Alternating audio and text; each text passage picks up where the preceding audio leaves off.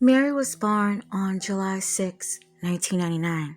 She would later be diagnosed with 22q deletion syndrome, known as DiGeorge syndrome. It's the second most common genetic disorder behind Down syndrome. Mary also had a speech impediment.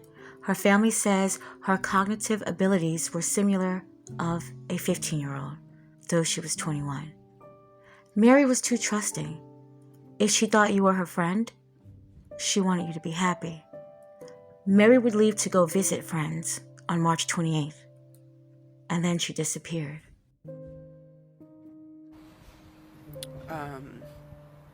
Still hadn't heard anything from Kelly. Bobby was texting,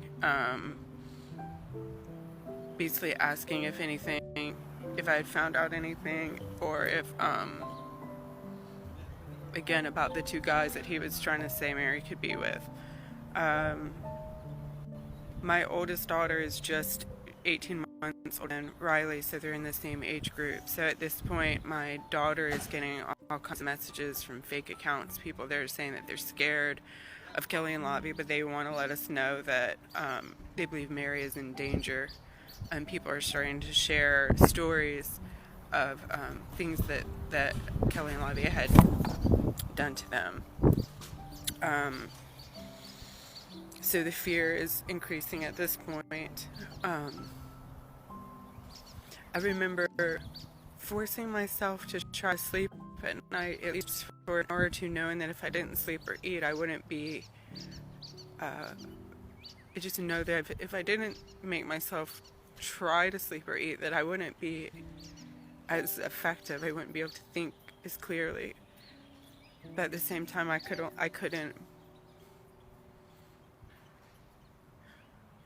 I remember my daughter bringing me food and asking me to please eat, and telling me there was one morning that in the middle of the night, or early in the morning, I went in the bathroom to break down because I didn't want my children to hear me, but once it started, it was so loud that it woke them all up. And my youngest daughter came and said, "We need you to stay calm and strong, because right now you're the calmest one. We need you to stay."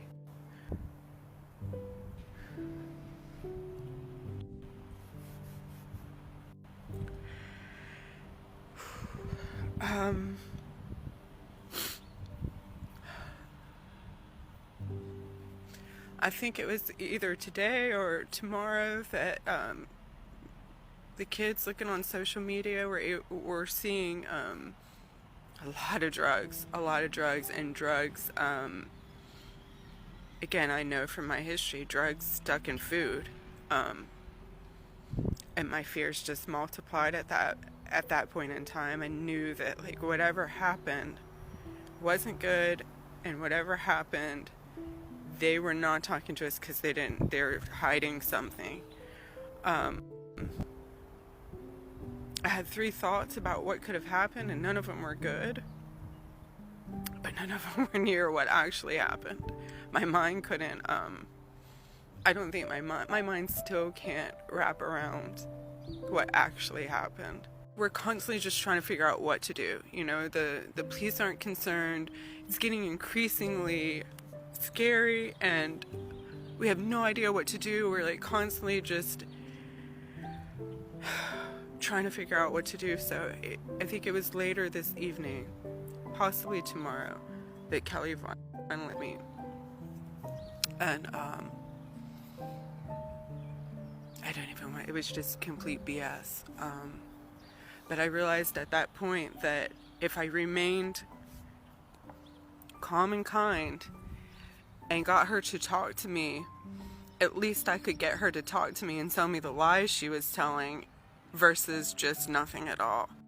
So I began asking questions on purpose, based on what I had already seen, and catching her in the lies. And at this point, we start saving stuff, knowing that whatever happened, we may need to be saving all of this, text messages, phone conversations. We start screenshotting stuff and saving it from this point on. And again, sending it to the detective.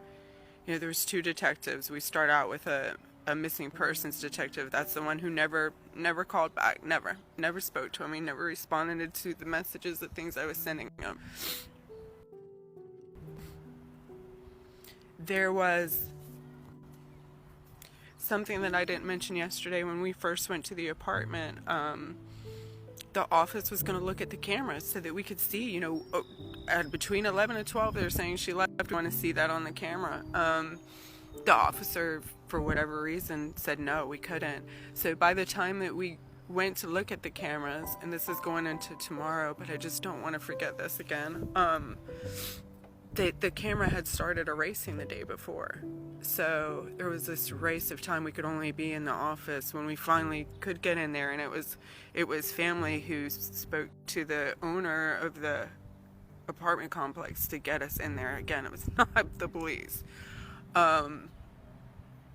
There was this race of time because we could only watch the cameras while the office was open, and knowing that each day we were going to lose a day, that it was going to be gone.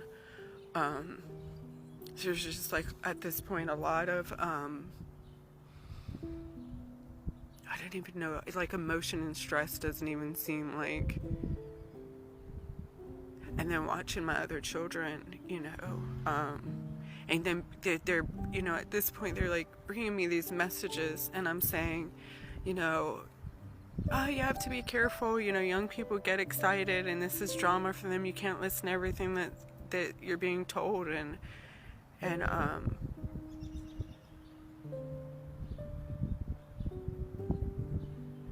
just having my kids bring me these messages with this look of terror in their eyes and looking to me to like figure it out and fix it and find their sister. And the 3 of them cuddled up on that cot together in pain. And me having to like just keep it together. Separately, just doing my own thing, and then there were all these other things that were happening in the community that allowed me to do what I needed to do. You know, my phone was constantly ringing. I had to constantly answer it. I'm talking to, you know, sex trafficking people and trying to get in touch with the detective and getting these phone calls and messages from fake accounts. It was nonstop all day with stuff and trying to figure out what was something that needed my attention and what didn't, but not letting any of it go because it could be something. So my 2 friends, they're the ones who organized the GoFundMe to help with the flyers and the food, and created the page that became Mary's Voice page. It started out as a page just to organize search parties and for people to be able to organize the food train, and all the things that helped, you know, that allowed what I needed to do, and my other children to eat and be taken care of.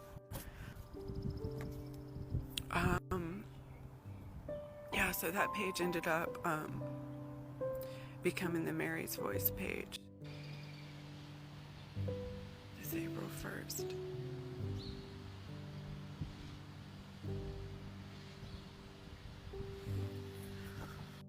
Tonight we are learning about new developments in one of Charlotte's most disturbing murder cases. Mary Collins was stabbed more than 100 times in a bizarre killing back in 2020. The first of 4 defendants in the case got a plea deal, and some in the young woman's family were devastated a jury didn't hear the case. I'm destroyed. There's no language for how I'm doing. Mia Alderman struggles to talk about the granddaughter she raised as a daughter. Mary Collins was just 20 when she disappeared the week of the COVID lockdown back in 2020. She was found in a Noda apartment days later. She'd been stabbed 133 times, her body stuffed in a mattress. What they did to Mary, what she went through, the depravity, the level of just the heinous horrible things they did to her, and that I wasn't there, and I couldn't stop them. 4 people were charged in the case. Kelly Lavery, the first in court, got a plea deal, agreeing to a second-degree murder charge. A judge sentenced her to 25 years in prison. She deserves to be in prison for life. It was shocking enough when we were told there would be no death penalty trial. We also spoke with Mary's mother by phone. She told us while she would have preferred Lavery spend life in prison, she knew a deal was a sure thing, and Lavery would definitely serve time. She says prosecutors warned the family the growing number of accused murderers, a staffing shortage in the DA's office, and COVID backups meant a trial could be a long way off and a gamble. A spokeswoman for the DA's office told us, quote, plea arrangements provide crime victims and their families a level of finality that they may not receive with a trial, particularly by avoiding the inherent uncertainties involved in the outcome of any given jury trial. Our office offers plea arrangements in nearly every case and has done so even before experiencing pandemic-related court closures. I remember putting my hands over my ears, trying not to hear. Alderman says they were all shocked, first to hear a plea deal was on the table, then to learn some of the previously unreleased details of what happened to Mary. They said that Mary had a dog leash around her neck, in a bathtub, bloody, stabbed. There was an audible gasp in the courtroom and we started crying. She says that new horrific detail only made the plea deal harder to accept. Nobody is going to tell me that Mary's life, the value of her life, is 25 years. Mary matters more than that. Of course, Mary's life mattered. Way more than that. But to her so-called friends, they didn't think so. The details of what happened to Mary that day, it's what nightmares are made of. The only one that Mary never wakes up from, and that her family is still going through.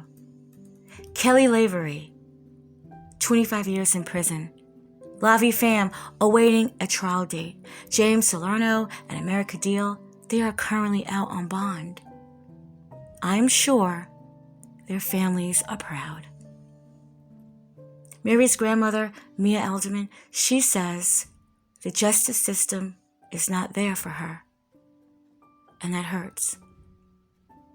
Justice for Mary.